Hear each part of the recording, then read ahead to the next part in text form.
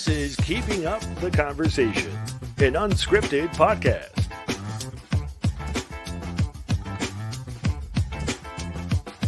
And now, here's your hosts, Tori and Big Ken.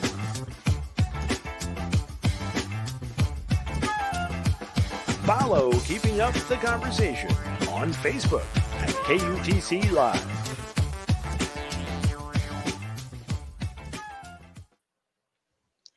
Hey, hey, hey, welcome to another episode of Keeping Up the Conversation. I am your host, Miss Tori, joined by my always present super duper co-host, Big Ken. What's Hey, going hey, on? hey, another week. Woo, man. Another week. I know, and yeah, it's just Wednesday. Yes, We just still have some Wednesday. days to go. Yeah. Yeah. So, hey, I want to jump right into our hot topic because it's not about you, but it might be about you. So the first dose of the COVID vaccines were made available this month. Mm. And, um, the thing is like, when will I get the COVID-19 vaccine? Do you really want it? I know that before we came on the air, we were talking about it being kind of well, I don't know, I'm not a scientist, I'm not a doctor. Maybe we could ask Dr. Steve Perry. But he's a whole different kind of doctor. But I understand that this vaccine, there was an urgency.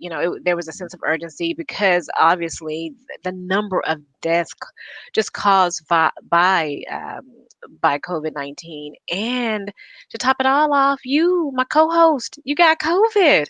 Yes. I was so shocked, I mean, you you. know. I was shocked, and I was like, you hear all the stories. For me, it became real early because my mom had it back in March. So to watch her Mhm. kind of suffer from it and not be able to do anything about it was one thing. But to actually, have it myself, and then my wife has it, so it was kind of like, okay, now it's at my front doorstep. Now I have to face Right. it, what I'm saying, and I have to deal with some of the things that people have talked about. So Now it's with it's you, been rough. with you, do you guys know where it kind of all came? I know your wife is a teacher, right? Yeah, and that's the Do hard we part. even know where it started? No, we have no clue. We're very careful. If people know us and people know me, especially, I'm a germaphobe. Like, I wash, I kept the hands covered, do all that stuff even before this whole pandemic. So yeah, like I said, I don't know. We it could have come from with her at school, or it could have come from the grocery store. We don't know. And Wow. that's the dangerous part about all of this. You can keep covered, and you can do all of the great steps to protect yourself, and somehow you can still get it.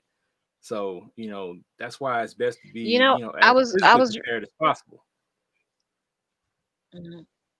Yeah, I agree. And it's weird because with you guys, it could have come from anywhere, and but there are some people that are out there, and when they get it, they kind of know, okay, you know what, I've been out a lot. And I was reading about just the whole dynamic of this vaccine, and one of the things that I just found out today is that you have to have it in two doses, two Mhm. separate shots, 21 days apart. And I didn't know that. I kind of had been following a little bit, but I didn't know it. And I know also before we came on today, we were talking about the trust factor of this vaccine. Um, if when if the vaccine was out when, because it just came out recently, so if the vaccine was out when you first got COVID, would you have taken it? No, no, no. I mean, for me, I think I've been saying this from the beginning that it's developed too quickly. You have all these other vaccines that they took years and years to develop to make sure that they work, and they still don't work the way they're supposed to. So imagine putting together Mhm. something very quickly and then distributing it and just hoping that it's going to work the way it's supposed to. So that's the risk that we're taking. So with Mhm. me, no. I wouldn't take the chance right now. That's just me personally. I'm not an advocate for it or against it. It's just, for me personally, it's a no. Wow. Yeah, and it almost, not that it doesn't matter if it's irrelevant, but like, if you are infected with the virus, now you have to wait till like the next round of vaccination because people who have already had the virus are likely already have some immunity. Of course, according to health experts, but I don't know. I know that the vaccinations are going to people who are at a higher risk first, Mhm. which includes the elderly and doctors, nurses, healthcare workers. And I don't know, honestly. I'm more likely to side with you. I don't think that I would either um, take the vaccine. I'm really nervous. It's kind of like you know, y- you look at the car that's rolling right off the assembly line. Do you want that car? No. I don't, because I'd rather wait, let it break down and then bring it back and get it fixed. I want the one you fixed. Yeah, the second So in line. yeah, exactly. So I guess it's more along the lines of personal preference. It's a good thing that, your employer or anybody like that is not forcing you to have to take this vaccination, this vaccine, because, that could be a whole different set of problems. And what people have to understand too is there are multiple vaccines by multiple companies. So the Right. first one that came out, I think it's by Pfizer, and then you have two other companies that are developing as well and that are about to release their versions of the vaccine. And from the information I have, Hmm. like certain vaccines that have to be kept at certain temperatures and so on and so forth. So they're all different variations. So you also have to be aware of which one that you actually do take, and do you have a Right. choice of which one you want to take? That's the other Real question. quick, I kind of want you to tell us, just to kind of tell, our viewers what the symptoms are like. How are you feeling? Listen, I underestimated when you start seeing the symptoms on TV and they talk about loss of taste, loss of smell, those type of things. Like if you've never experienced that before, which most of us haven't, you don't have a idea of what that's really like. But when you can't smell, when you can't taste anything, you can't eat. Like it's hard to function as a human being, Right. Yeah. literally. Like I'm a Yeah. big guy. I was 6'5", 295. Now I'm about 270, probably about like That's 282. crazy. You know what I'm saying? And that's just in the past week and a half.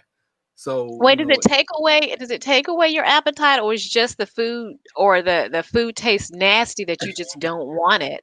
you just You you don't just can't want it. taste the food. So it's like you don't want it. It's mental. You know what I'm saying? Like you have to mentally press past it, with certain things just to put something in your body, but it's hard. And on top That's of kind of that, like a good diet. yeah, just the diet you don't want. I can guarantee you that. I wanted to shed a I'm few just, pounds, but not I'm that way. kidding. Not that way. Yeah, Not I that way. am. Yeah. I'm kidding. Well, it's always good that you're feeling better and you're in good spirits. So, Yeah. I gotta have my co-host on the show. The show, it just can't go on without Big Ken. Yeah. I wouldn't miss it.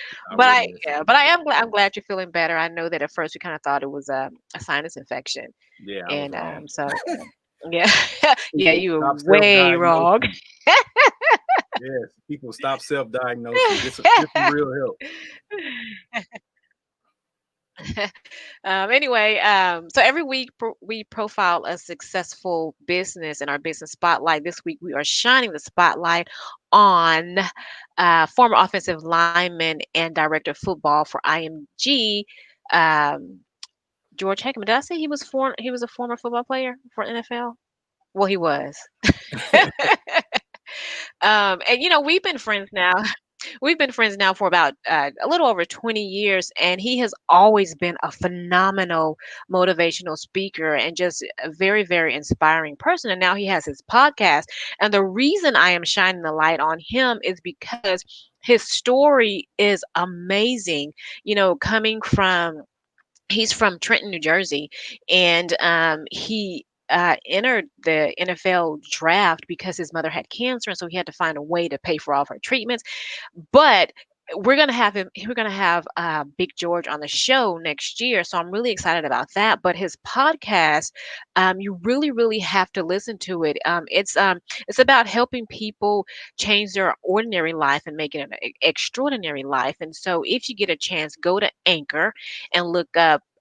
George Hegeman or the Big George Way, his podcast on Anchor, and check it out. And I put him in a spotlight because he is simply amazing. You guys got to um, check out his podcast. I'm really looking forward to talking to him. I know that it's so funny because I'm bringing a lot of people on the show because I've had this interaction with so many people, including Dr. Steve Perry, and I have to share them like they share, their knowledge and experience with the world, and so I have to make sure that I share. It's kind of like you can kind of reach back and bring people forward, and I'm one of those people. And although they don't need me to do that, but George, Steve, Michael Bishop, just all the people that we've talked to over the last month and a half have been amazing, and I just cannot keep them to myself. I want to share them. So anyway, anyway, to apply to have your business featured in the or appear in the business spotlight, you can go to our Facebook page at KUTC Live on Facebook and go to the About section and complete the information there. So, yeah, so I hear that we have a guest. I hear we have Yes. a guest. Yes. So he is a motivational speaker, author, talk show host, and the founder of Capital Prep Schools. Welcome to the show, Dr. Steve Perry. Thank you so much. I'm glad to be with you both. Glad Welcome. to have you. Dr. Perry, the last time we talked, you were on a 71 city tour. That's been a while, Yeah, and the tour just kept going. It didn't I stop. know. And I was listening, believe it or not, I kept the recording and I was listening to kind of like just we had a phenomenal conversation.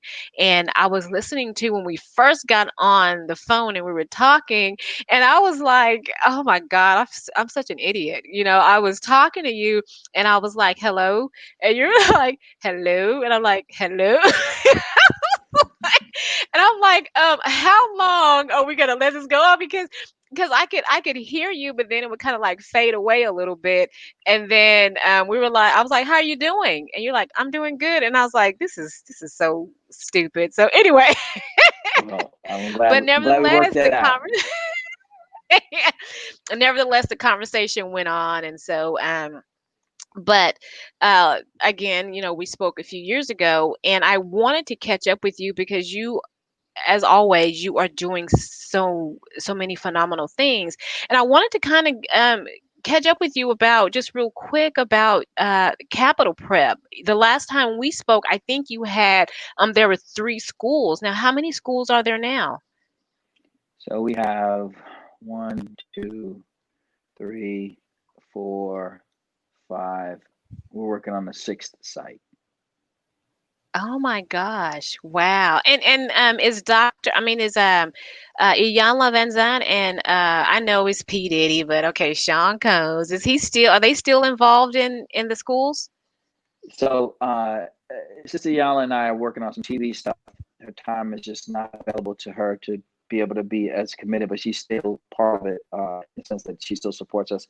And yes, of course, Puff is still very much part of it. Just a matter of fact, he and I Okay. we're communicating this weekend. Okay. And just for those that don't know about Capital Prep, can you just give them a, sort of a brief introduction to Capital Prep? Yeah, we started Capital Prep in 2005 because I couldn't be convinced that Black kids and Latin kids were less intelligent than white kids. So we started our own school. And Wow. we've seen 100% of our graduates on the 4-year colleges since we opened our first school in 2005. This is our 16th year. We now have more than just alums. Some of our alums are colleagues, and even more of them are, in fact, with doctors and lawyers and teachers and preachers and all parts in between. So, let me ask you this. I listened to an interview that you did on Hot 97, and one of the things you said was the only way out of poverty is education. And so, but one of the things that I was thinking was that, not all kids are cut out for college after high school. And why not include serving in the military as an option after high school? Well, different people are going to choose different paths. The problem is that for Black kids, too often the path is chosen for them. If somebody wants to go to the military, then so be it. But it doesn't mean that they should be college ready. College ready just means you graduated high school, reading at the 12th grade level, doing math at 12th grade level, and computing at the 12th grade level. So if you choose to be a plumber, if you choose to be a hairdresser, if you choose to go to the military or become a cop or whatever, anything that you can do to still be a professional and not get a terminal degree, sure.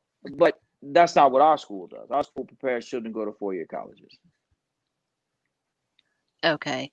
And so, and it kind of brings me back to, I had an interview last week, and we talked to a gentleman who, of course, he played football, went on to the NFL, but he started at 2-year college. Is that not, nothing against a 2-year college, and we learned a lot about that. But do you talk to the kid? Do you talk to the students about a 2-year college, or is that just like, no, you go on to a 4-year college and don't look at the 2-year college, the smaller colleges? Again, for our school, other schools, yeah, they Mhm. do that. But Mhm. again, when most people, the overwhelming majority of people who go to 2-year colleges first, don't ever finish, even the 2-year college. So we have our students participate in a 2-year college experience while they're still in high school. We have them get credits while they're still in high school, college credits while they're still in high school. In fact, my son, who went to one of my sons, both of my sons go to our schools, but one just graduated, and he got his associate's degree before he finished his high school diploma. But with the expectation he was Oh, going to go to a 4-year wow. Okay. college. But that's through your academy. Through Capital Prep. Is that what you're saying? That is Capital Prep. Yeah, for Capital Prep. But Uh, no, we do not encourage children to go to 2-year colleges. We do not. And there's nothing against them. okay. It's just that too often, we get to 2-year college. And then what happens is, since it's not a residential program, you get a job. Then if you get a job, you got to buy a car. If you buy a car, you got to get the cell phone, and then you got to get the clothes, and then you got to get an apartment, and then you got to get you got to get deeper into that job, and then you become more job focused and material focused, and then sometimes people end up with a child or a family, and then the pathway to a 4-year degree gets further and further. I mean, yeah, gets more and more distant. So for us, Mhm. our goal is to put children straight into college. And if it doesn't work out for them, then so be Mhm. it. But over 82% of our children go on to finish a 4-year degree. Excuse me. Now, I understand I understand the educational part of it, and I know that when we spoke the last, few years ago, one of the things that was important to you was reading, because there are a lot of kids who, you know, they go through school with not knowing, not knowing how to read. And it's kind of a two-part question, but I want to ask you, how does a student, you know, come to your school or even go through school? How do they get through school without learning how to read? They get there because we, as a country and community, don't hold teachers and principals as a group, what I do for a living, accountable for children's performance, especially when those children are Black, Latin, Mhm. and or poor. What often happens is we find ways to blame everything but the person that we're paying to do the job. Uh, so Mhm. because we don't hold people accountable, meaning, let me be explicit about that. When I hold you accountable Mhm. for teaching a child to read, I then test the child to see if she or he can read. If the child cannot read and I keep giving you your job, then I'm not holding you accountable. I'm coming up with some other reason for them not being able to read other than the fact I paid you to do that. Think about it really, really simply. You pay somebody to cut your lawn and they come and say, I don't know, man. Every time I go to cut it, it grows.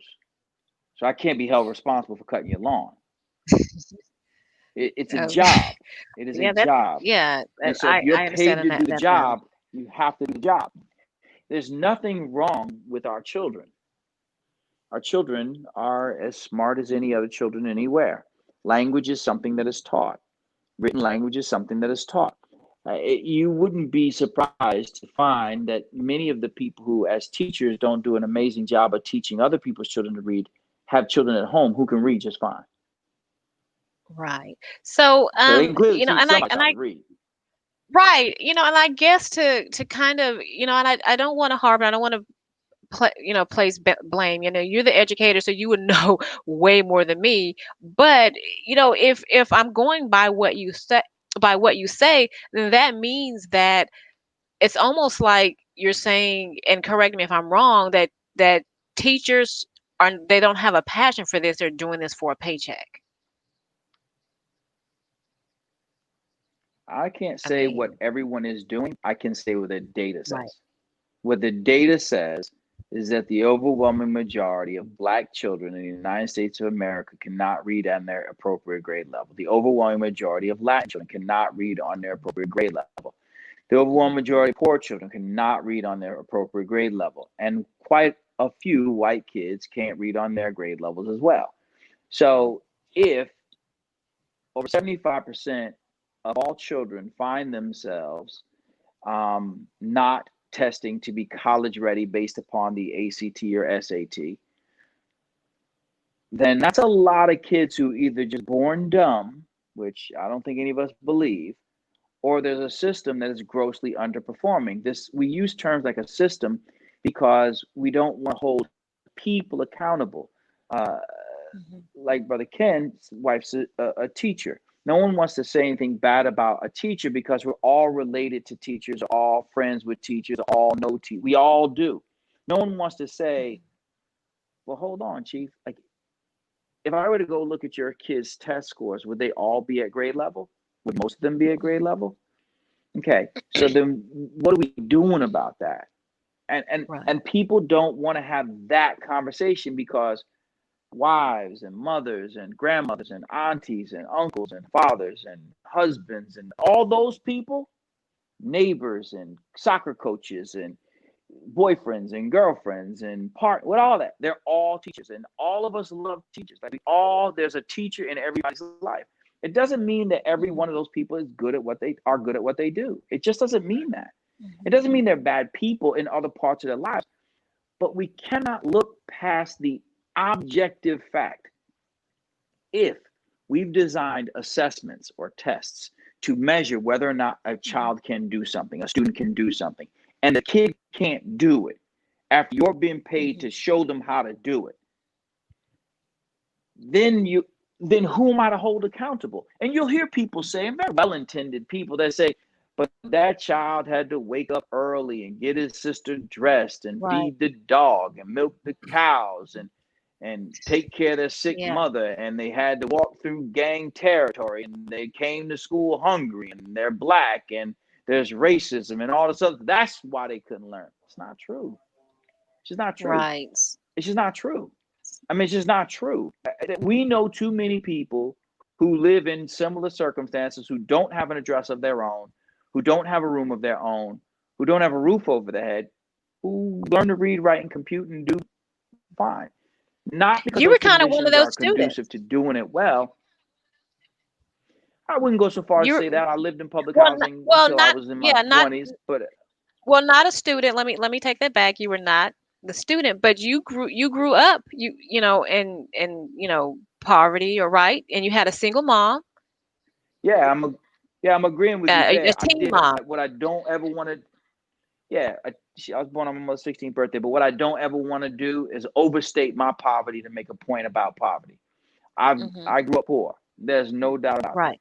And when I grew up, because I grew up poor, I was a poor adult deep into my adulthood, deep into my 30s. I was poor.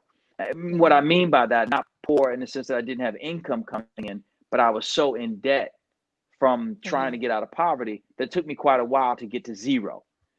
When I went to apply to become a principal in my mid 30s, I had to take a test to become a principal, and it was $100 to register for the test, and I didn't have $100. In 2005, I didn't have $100. Okay. I don't. So I want to. poverty can follow you deep into the game. I want to get, not that I'm skirting away from, the poverty issue, but I want to talk about like the educational issue, and I want to get your opinion on this. Um, one of the things that a lot of kids like to do is always go look for stuff on Google or something like that. So I teach my youngest one, don't do that. If you have a question or you need to know something about a word, ask your teacher to get a if you could get a dictionary. Well, he asked her and she told him, not that she's a bad teacher, and I'm not going to say I get it, but she asked him to look on Google. And I understand technology, but do you think technology plays too big of a role in the lives of our kids right now? You know what? As we sit here on this device having a conversation across the nation, it would be hypocritical for me to make such a statement.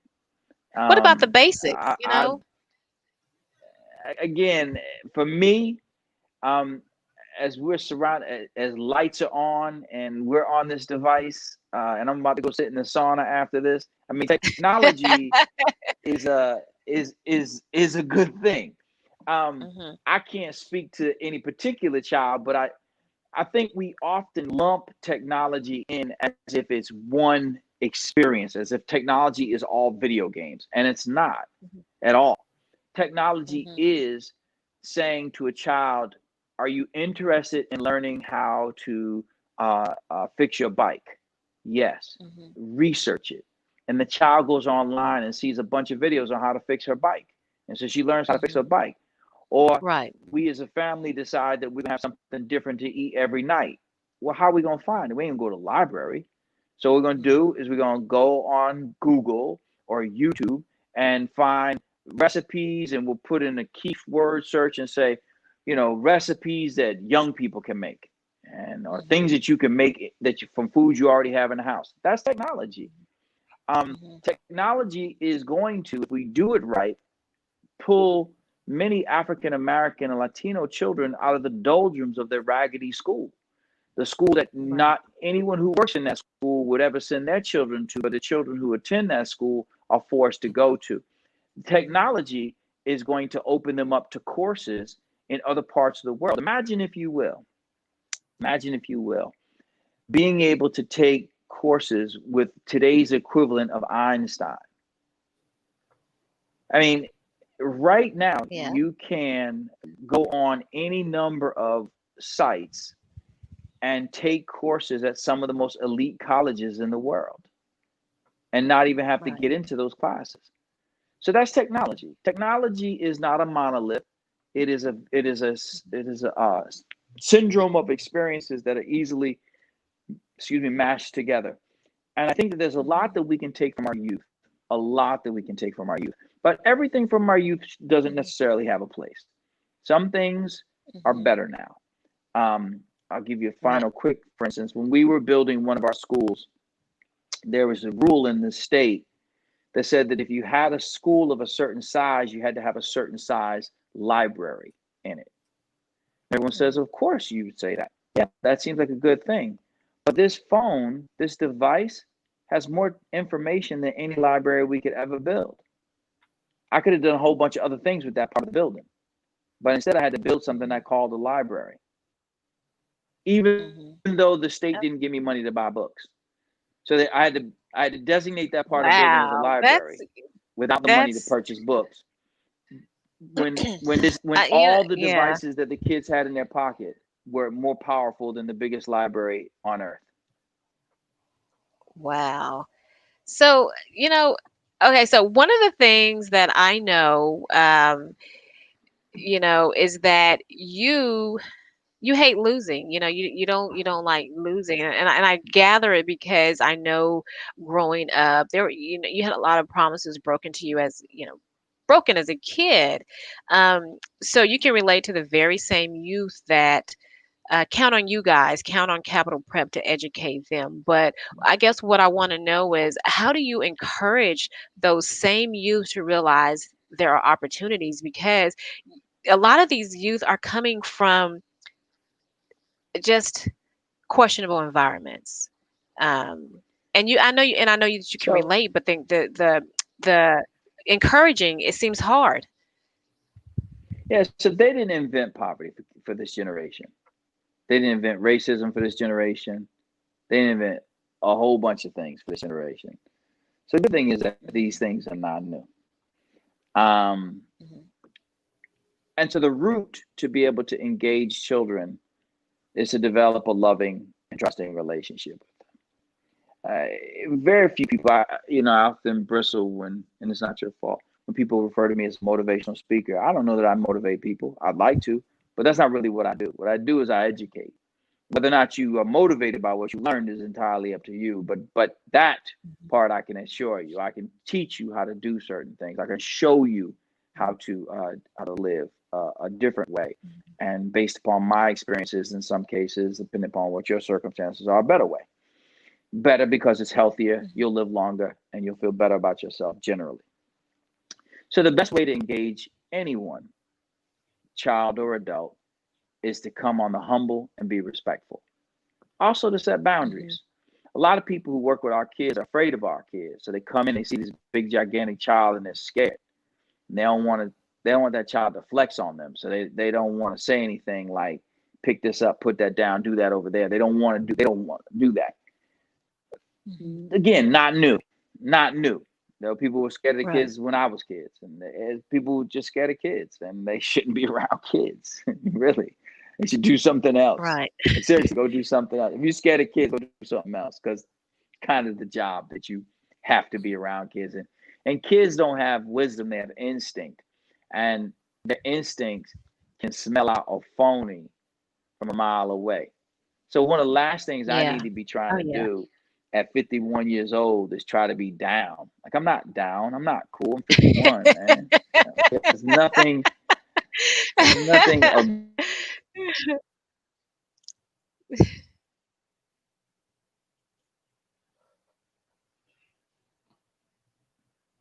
Did he? Yeah, Is he? yeah, Are you there, Doc? Okay. he froze.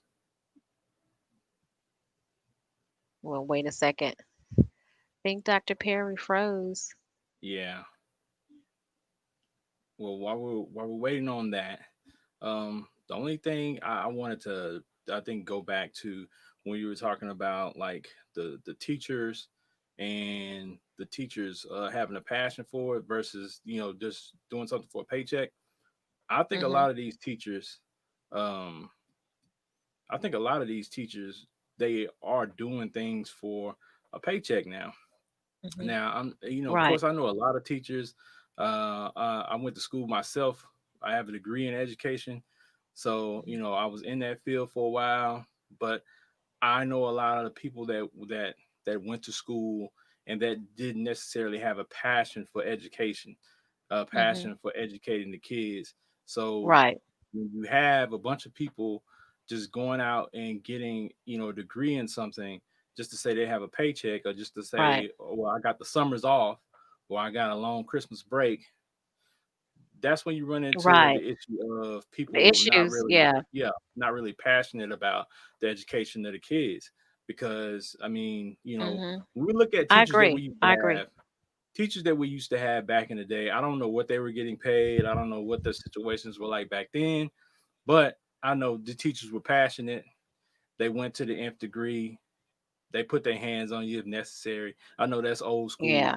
but you could tell that they Corporal really, really, punishment. yeah, Right. Yeah. you could tell that they really, really treated you Yeah. like their own child. Like during the time you were Right. there during the day, like you belonged to them.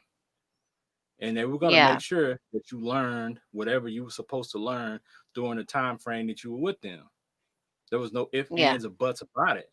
So, and now I think it's a kind of a different deal where, where we were, at a point where, I know for us as kids, we were afraid of some of our teachers. Now it's flipped. Oh yeah. You know what I'm saying? Now Yeah, exactly. you have people who are elementary school teachers who are afraid of elementary school students. Like Yeah, exactly. Yeah. like when I was teaching and I was coaching, like I would Yeah. have to go to different classrooms in order to reprimand kids because I was one of the few males in the building. And Hmm. that just became my job. Okay, guys, we Wow. got Dr. Steve back. All Sorry Okay. right. about You that. back? Oh, that's Yeah, okay. brother, I'll tell you the reason why you had to go down to those other classrooms is not because you were male, because I've seen many a man get punked. It's because the kids respected you because they knew you respected them. I've seen the littlest, whitest woman walk into a room and shut stuff down, shut it down. True. True. Like ain't nobody saying nothing. Wow. And she ain't hollering at nobody. She's Hmm. not acting silly. She's not being disrespectful or anything.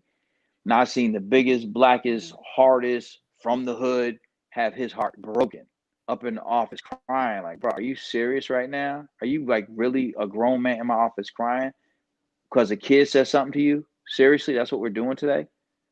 So it's not because you're a Right. man. Kids don't really trip over that. They really don't. Like, Yeah. what they care about is because kids will look up. They like, okay, you 6'5", so that doesn't mean anything to Hmm. me. It's So the it has everything respect. to do with you. It has everything to do. If kids stopped doing something that they knew they were not supposed to be doing because you were in the vicinity, it's because of who you are. It's not who you Mhm. are. Yeah, I You think they know, sensed the genuine love that I had for them. So when they came in my hmm gym, it wasn't about, me trying to make them do something that they didn't want to do. They knew that I cared about them as individuals and I wanted to make sure that they enjoyed themselves, of course, while they were in the gym. But as much as I wanted them to enjoy themselves, I wanted them to behave themselves. And I think they just felt the genuine love. So yeah, and like they you could saying, feel it, of course. yeah, yeah, so Yeah. I mean, I think that went far that went further than anything that I could actually say because like he said earlier, I think they recognize that, they see through all the smoke and mirrors. Hmm. Kids just want to Yeah. be kid. No matter how big a child is, they're a child. They just want to know that you love them and you respect them. They want consistency. If it's not funny today, then it can't be funny tomorrow. So if we ain't, Hmm. if picking on, like, if you don't want me clowning you, don't clown me. But if you come into class and you say something about my ears being big or my nose being big or my hair being a certain color, what have you, just keep in mind that I'm gonna do the same thing back to you if I'm a student. So if I'm a student, I see you treat me that way, and then if tomorrow when I say something, it hurts your feelings, and you start you're an adult and you want to shut me down. I made a mental note. See, okay, I see how you get down. It's funny when it's funny, but it ain't funny when it's funny about you. Okay, copy that. Don't Right. worry about it. Oh yeah. That's Right. 100% true. You have to establish that, and I think that's the mistake that a lot of teachers make at the beginning of the school year is not establishing that, that piece of it, that line where you can understand them as an educator, but that child also understands, hey, I'm not here to, to play with you either. So, Right. and I Well, a think lot of too few people who are teachers, or too few people who work with kids in general, but too few people who are teachers know how to be disciplined without being mean. And mm, so, Hmm. because they don't want to be perceived as mean, then they're not disciplined. Or because they Hmm. are mean, they think that that means that they're disciplined. That, Hmm. again, every dictator gets toppled over. Everyone. So if you Hmm. come in a classroom or coaching a team like a dictator, eventually the kid's going to stop playing for you. They're just going to stop. Right. They're Right. just not going to play for you. Right. Yeah.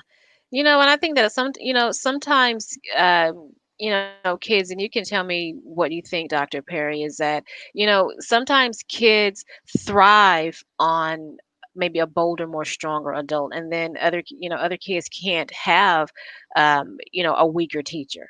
That's not how they were brought up. They don't understand that part of, you know what I mean? That's one of the So, reasons why, as an educator, you have to have a toolbox. There's mhm, sometimes that, but you have to use your own voice. So I couldn't do what either one of you do, nor do I believe you could do what I do. And there are No. times when there are people with whom I work attempt to, let's say, do something that somebody else on the team is doing, and you look funny doing that. Don't do that. That you should not do. Let him do that, but you Mhm, don't do that. mhm, And allow mhm, yourself the comfort to not be put in a situation where you're making such decisions as that. mhm, So for me, I want my teachers to find their own voice, to set expectations and to keep them. Don't be mhm, wishy-washy. Like we have a young woman who works with us. She's young, like she's got to be 21. I was in her class today. She's beast mode. She's getting it done. Shoot me. South Korean, only Asian person, on our staff, and you could easily look at her and hear her tone and think, "Oh, they're gonna eat her alive." Okay, go ahead, go on her class. Nobody's eating her alive, mhm. and she's a beast, not because she is being aggressive or mean. She's just teaching, and she's earned Right. their respect, and they're grinding, and she's got them going, and they doing math, and kids are like, "Oh, this is hard." Okay, we're gonna keep going though. And she built the relationship, is what I'm saying. So I don't get caught up in somebody's tone. I want to talk real quick. I just heard you say that, you were at the school today, and it just dawned on me that, the whole COVID situation. How, you guys are a charter school, and I know that doesn't change a whole lot. But I guess, how did the pandemic affect you guys? Because a lot of these kids, they don't come from families with a whole lot of money. So how did you guys pivot so that these kids could work from home, or did you guys even have to do that? We did. Our schools are still in remote learning right now. So when I Okay. was in our classroom, I was on my device. Okay. How Okay. do we pivot? We made the Okay. decision to pivot.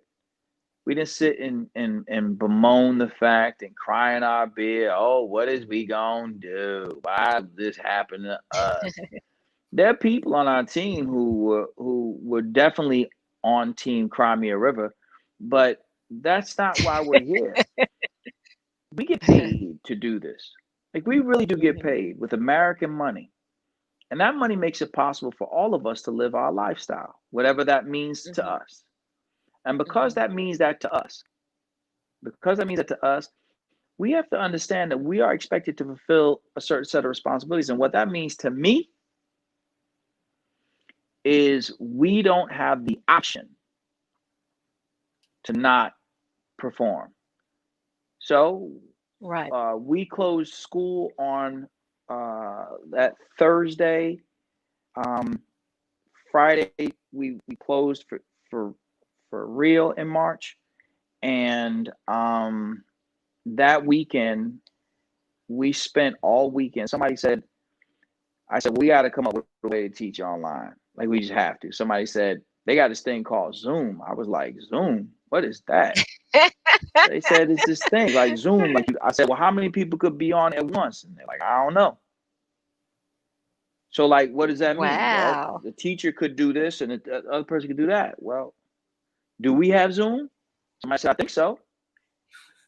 So we spent the entire weekend learning how to start Zoom. And then we told our Wow. staff that on Monday we were going to have professional development. On Tuesday we were going to have professional development.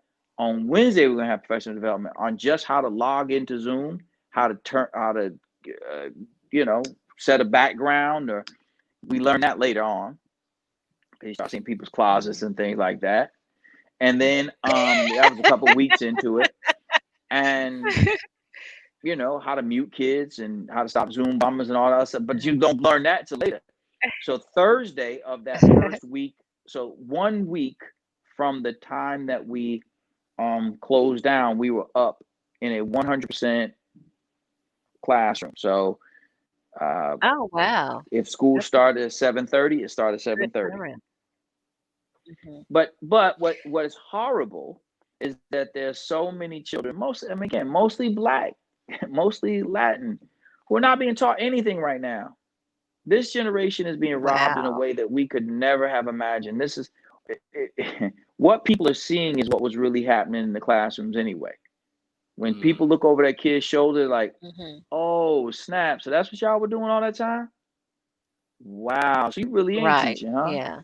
Wow. So when my kid comes home and say he ain't learned nothing Wow. today, he's not lying. You really don't teach. Right.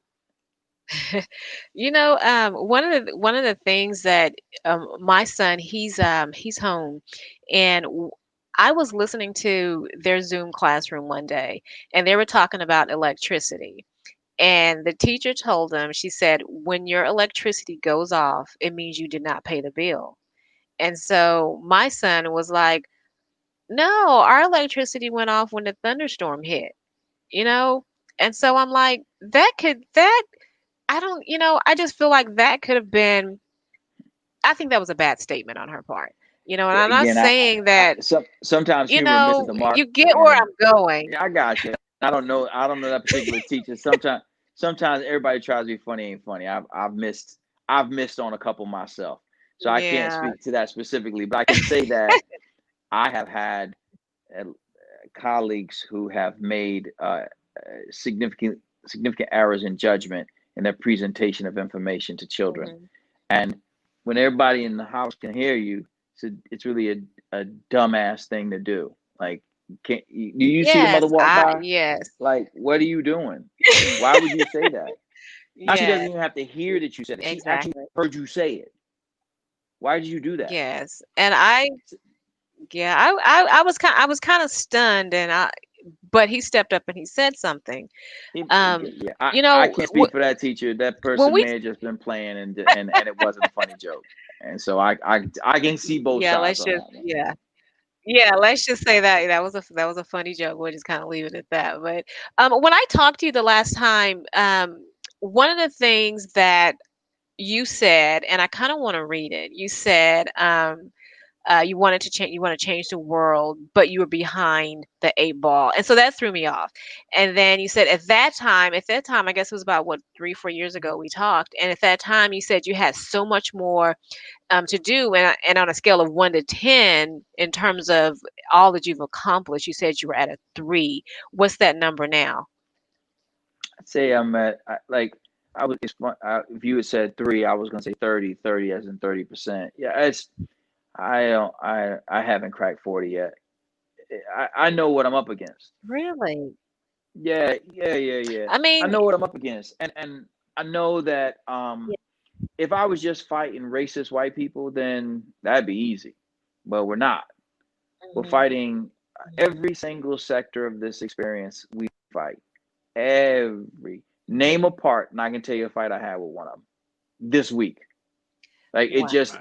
But every. and that's a lot of pressure on yourself.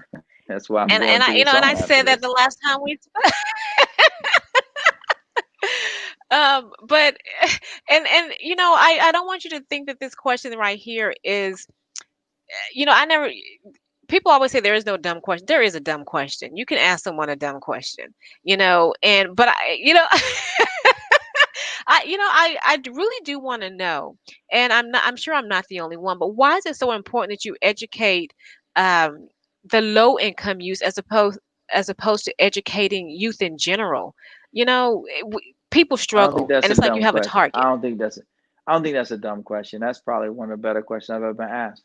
Um, the reason I feel that that is where I belong is because I don't feel comfortable anywhere else. I don't. I cannot imagine. I don't know still which forks to eat with when you go to a formal dining setting. Like I don't know which ones are which. I don't know which spoon. Like a lot of times when we weren't in COVID and I would go do events and I'd speak, that put me on the dais and they like was eating and they got all the forks and the knives and the spoons and all this other stuff. And I know folks are looking like, which one's he gonna pick? I'm like, sure. See, I'm copying off of her paper. I don't know which one. I'm gonna eat whichever one looks like it's gonna get me the most on this plate. And so I most Uh-huh. identify with children who come from behind. And I feel like That um, makes sense. I feel like, honestly, in a moment of clarity, I feel like God has a sense of humor. I feel like He has hidden all of our questions in the minds and hearts of children who are some of the poorest and most disadvantaged. I wouldn't be surprised if we've already had a cure for cancer a bunch of times, but we were too arrogant, too Oh yeah. racist, and too classist Yep. to I've go said and that. I've look said that a lot. Yeah. to go look in the hood and get past our own things and say, let me see if I can develop this little homie over here and see if he can become a scientist. I just feel like we have for too long, generation upon generation, um, punted on the poor, and um, so I don't know. I don't ever feel comfortable in those other spaces. I just personally don't feel comfortable. I couldn't Right. ever. I could make a lot more money if I would just stop running up against the system. Like, honestly, I'm just being really real with you. If I went and took a university gig, or I went and took a gig at one of these elite prep schools, man, please, they would love to have a lion in a cage and be able to say they got me on Right. campus, and be able to say, that guy who's out there, rattling the cages of the other of our institutions, now on the inside of the cage, we got him. They could put a shingle up there and say they got me working there. I could definitely cash in on that. I have no interest in that. It just seems like the worst thing. Like, I can't even imagine a point in my life when I would want that. I was on one of our boards yesterday. We just signed a lease, a 31-year lease. And one of the board members says, "So, Dr. Perry, what are you going to be Wow. doing at the end of the lease?" I was like, "I plan on being there. I'm going to see this thing through. Like, I don't know what y'all talking about. Wow. I'm trying to stay healthy so I can be there. I don't know what else I would do. It doesn't even. There is no other job that I have ever seen anyone do in my life that I've ever thought, I wonder if they're hiring. Never, not ever. There's never. I Wow. can't think of anything. Meaning, since I've started doing what I do, almost 20 years now, doesn't mean that I don't get aggravated. It doesn't mean that while we're on this call, I haven't gotten text that I've just been like, "What the? Are you serious, man? Like, oh my God, yo, what is your problem?" Like, it doesn't mean that's not coming across in emails right now. It doesn't mean that at all, because it has. Since we've been Right. on the Zoom, Right. there are people who I'm just thinking, come on, folks, y'all get paid way too much money. So one of you got to be able to figure this thing out. Like, you can't possibly need me to answer this question. It's just not possible. It's not possible. So Um, I feel like I'm so blessed to be able to do this. I wouldn't want if I woke up tomorrow and ended up in somebody else's life, I would be miserable. I wouldn't even, like, are you kidding? There's no one who you can think it of. would You could run down a list of it would any be in your human being, space. alive or dead. You could name anyone. I wouldn't look up and say, "Oh, you know what? I take that. I'm good right here. I like mine." That's passion. That's true That's passion. right. That's a passion that needs to be in the classrooms, you know. And I know you got to go to your sauna, and I promise I'm almost done with you. One question I want to ask has nothing to do with the charter schools, but why don't historically black colleges get the credit that we all know they deserve? And before you answer that, let me tell you this: there's been times where I've sat looking at resumes, and I've heard someone say, "Prairie View, what? No, I don't want to interview them." Why is it like that? Why that reputation? Because black people are still black, and it's still America. That is absolutely ridiculous. And You true, know, the white man's ice is still it, cold in this country. it's yeah, God, it's just another way that God, you don't want to have the power to the people thing, but it's like, man, But be these clear, it ain't people, only I white I people went to saying that, though. But be clear, it's not only white no, people saying right, that. right, Be clear right. that you have been at a cookout and somebody says, "Who y'all got catering?" And they like, oh, this food don't taste like my Yes, mother. yes, yes, This ain't yes. my mother makes chopped barbecue, and this fried fish. Like we will rip each other to That's shreds. that's absolutely true because I have had someone say, well, but they weren't adult, they were a kid. I have had someone say, I'm not going to an all black college and frowned. You're black. Yeah, I don't understand it. And I have You never understand it. You live in this God, country. I mean, if you ain't yeah, talking, but Dr. Perry, I mean, what we did, you got like, I mean, real talk. You have to realize what we've been able to accomplish. Pretty impressive in the places where we've been able to accomplish it. Nobody looks up and sees a black basketball team and thinks, yeah, it's probably not as good as the white one. Like, there mhm, are areas where we have mastered. Nobody sees a black rapper and think, psh, man, I ain't trying to listen to black rappers. Like, that's not what you're seeing, or a songwriter or artist. No one questions that. So in many areas, we actually own the whole game. It's us. If you went to a basketball game and mhm. you saw 10 white kids, you'd be like, are you kidding me? I am not staying to the end. Is this a joke? And but we still see the anomaly when we see a black debate team or a black chess team or black a robotic squad. We still see that as like it's a Mhm, freak show. It's still a Disney movie, right? The black mhm. robotics team that goes to the regionals. You know they're gonna lose even if for a Disney movie, but you go to watch the struggle. So Wow. where we've accomplished, we've accomplished. From where we haven't, we haven't. And again, some of that's outside the community, some of that's inside the community. Because a mother will tell me that she cannot afford her child's uniform. A child's uniform, top to bottom, is like $175, $180, while the child's wearing a pair of LeBron James sneakers that cost $200. So I mean, come on, man. Wow. Yeah. They'll pay $1,500 for the 5 foot nothing child to play in the AAU on an AAU team. Who is talking about he going to the league of women voters? He's not going to anybody's league. Not he buy a ticket to the league, get the league pass on Direct TV, but he ain't going to the league. But they won't spend that same amount of money You're on too SAT prep. hard. You're too hard, Dr. Perry. No, I love my community enough to be honest with it, and the honest piece is this: Yeah. I've watched too many people spend too much time wishing and hoping on a star, thinking that they can go to the liquor store and buy lottery tickets as a form of financial planning, or think that they can invest in their child's athletic prowess again as a form of financial planning, recognizing that even these pro ball players that we know, most of them ain't got no real money afterwards. Like they really don't. They really don't. Some of them, obviously, like brother who just signed a $200 million contract, he's gonna have to work real hard to burn through Right. that money, no doubt, no doubt. He's gonna have Right. to work real hard. But keep in mind, people like Vinny Baker got paid $100 million. Michael Tyson made well over $200 million. Right.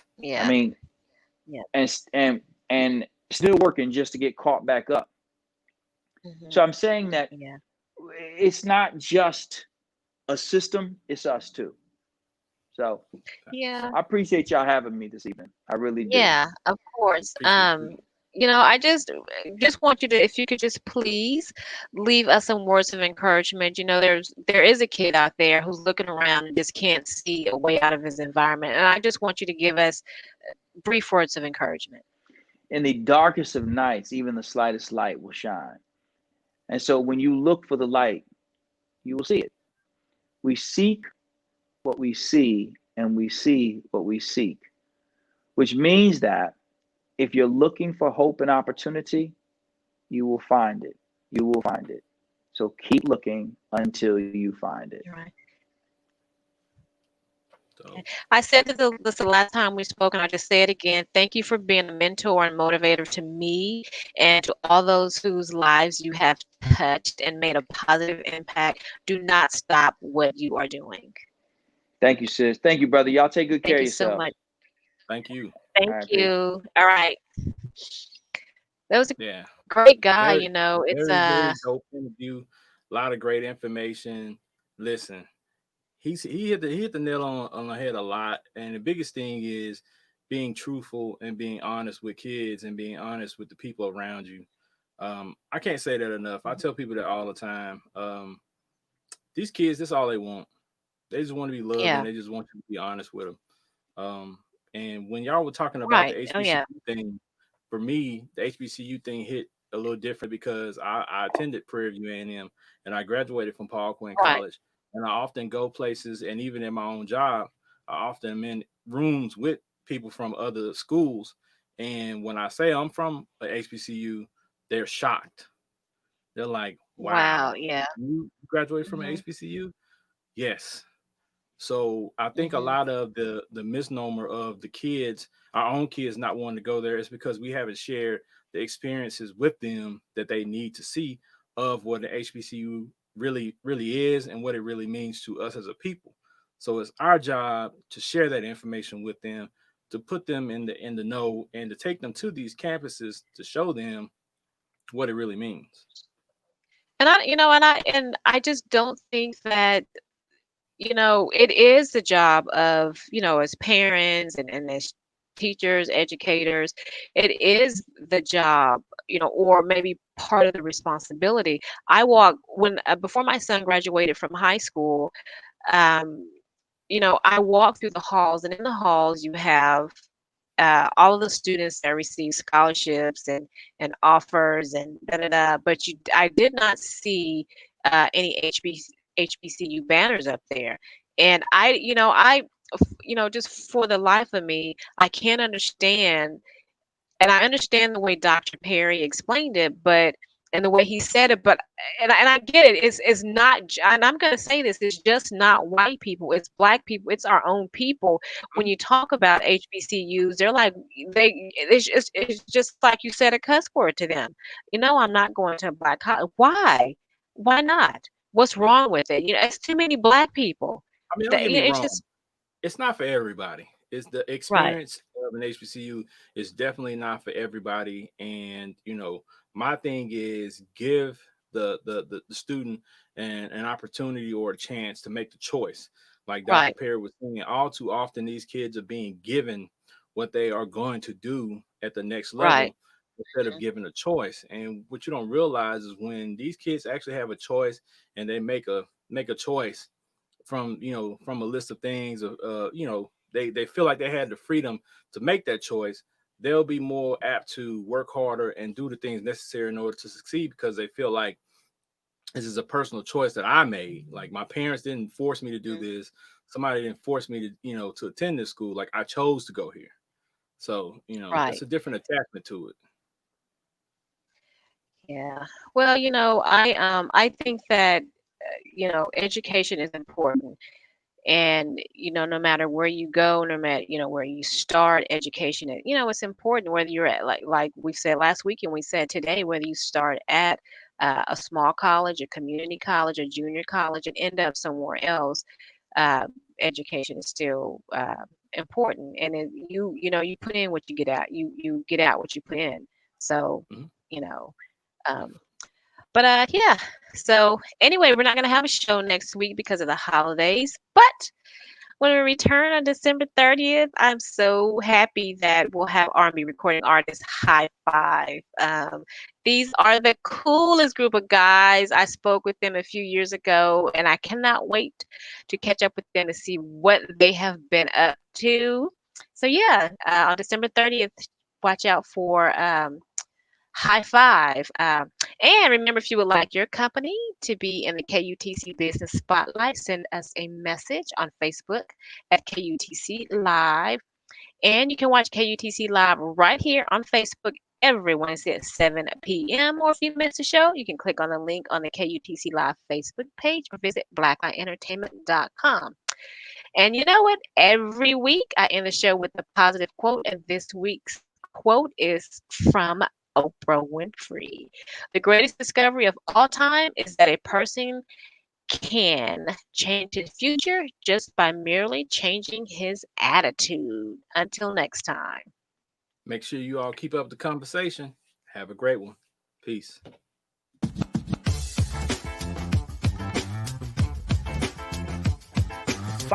keeping up the conversation on Facebook at KUTC Live.